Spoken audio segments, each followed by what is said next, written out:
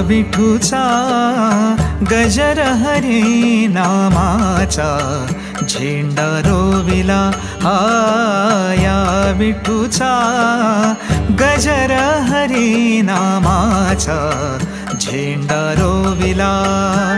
या संतांचा मेळा गोपाळांचा डाव मांडिला या संतांचा मेळा गोपाळांचा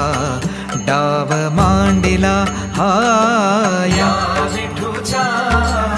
गजर हरी नामाचा झेंडा रोविला या विठूचा गजर हरी नामाचा झेंडा रोविला